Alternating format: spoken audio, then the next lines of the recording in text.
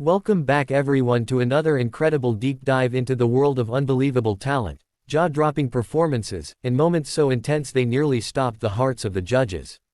If you love the kind of performances that push the limits of human ability, that make the audience scream, that make the judges jump out of their seats, and that most importantly almost give Simon a heart attack every single season, then you're in exactly the right place. Before we get started, make sure you're settled in, because today we're diving into one of the most shocking, most dangerously unexpected, and most unforgettable performances ever seen on Britain's Got Talent. This is the kind of act that leaves people unable to blink, unable to breathe, and absolutely certain that something is going to go terribly wrong. And as for Simon, well, this is one of those auditions where he came as close as possible to slamming the red buzzer simply because he couldn't handle how close the danger came. Our story begins on a night when the theater was buzzing with energy, excitement, and anticipation.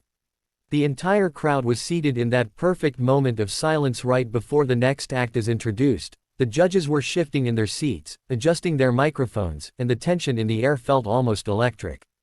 The host behind stage whispered that something big was coming. Something the judges would not see coming.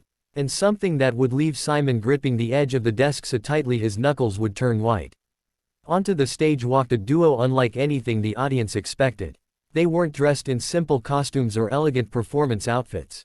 No, they walked in wearing outfits that immediately suggested danger. Their dark clothing, the straps, the metallic glint of what looked like hooks or blades, and the intense look in their eyes sent shivers through the crowd. You could hear people whispering, trying to predict what this act could possibly be. Was it acrobatics? Was it some kind of extreme stunt? Was it magic? Or was it something no one in the audience was prepared for? As they introduced themselves, their voices were calm, but the confidence they radiated made it clear they knew exactly what they were about to do. When Simon asked what their act involved, they simply replied with a smile, saying they specialized in danger. Real danger. No illusions. No tricks. No safety nets. You could see Simon shift back in his chair immediately, hands raised defensively as if he were already preparing himself for disaster.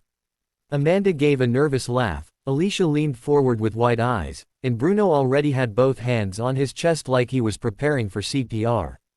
The music started low, with an eerie rumble, and the stage lights dimmed until only a spotlight remained on the two performers. The man stepped forward first, raising his arms, revealing a set of long steel blades glinting under the light. The woman stepped behind him holding a flaming torch.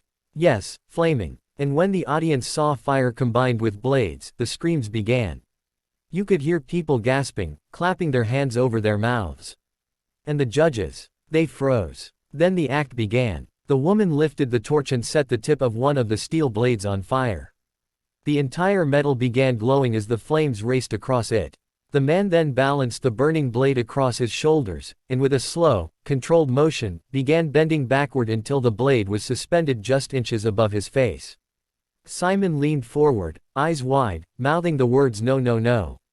Alicia covered her face with both hands, peeking through her fingers. Amanda twisted in her chair, shaking her head.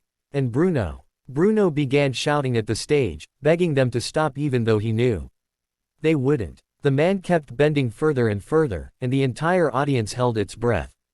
The flames were inches from his skin. One wrong move, one slip, one tremor in his muscles, and the blade would fall directly onto him.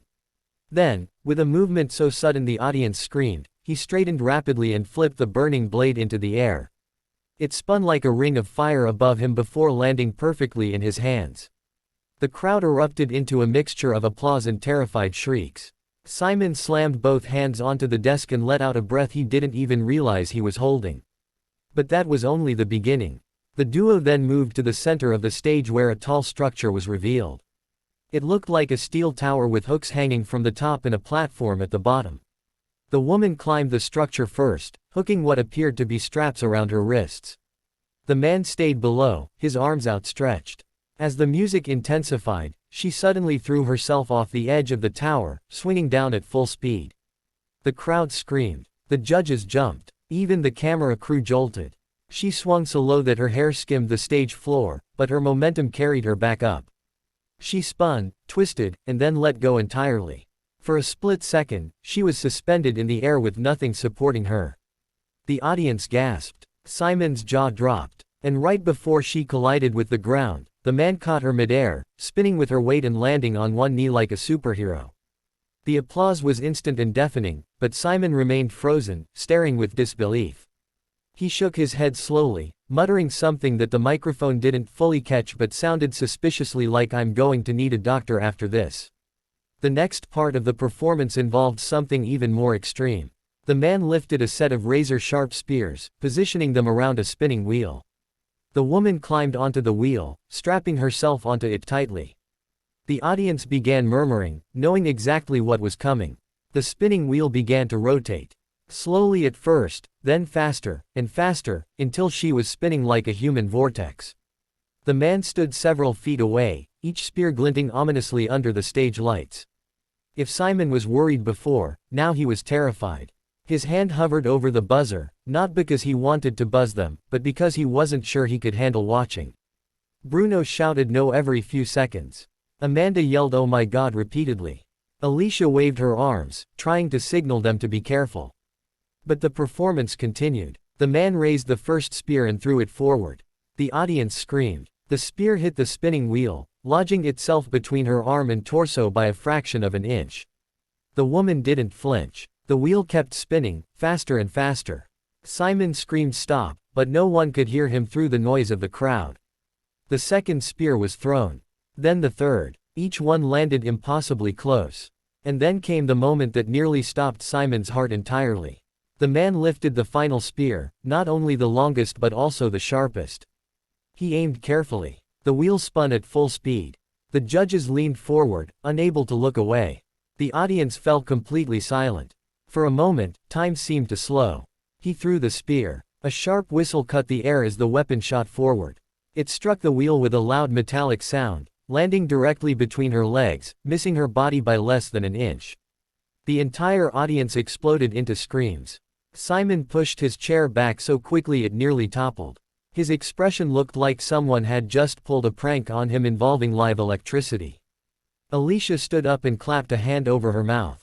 Amanda screamed so loudly. The microphone cracked. Bruno was half standing, half falling, hands clutching his head. The wheel slowed, and the woman opened her eyes, smiling calmly as if she'd just finished a gentle dance routine. The man unstrapped her, lifted her gracefully, and placed her on her feet. The crowd gave a standing ovation so strong it shook the entire theater. Simon took several seconds to gather himself. He wiped his forehead, leaned into the microphone, and said, "You nearly killed me. I think my heart just stopped. I've never been more scared in my entire life watching this show." Amanda added that her soul had temporarily left her body. Alicia said she needed a drink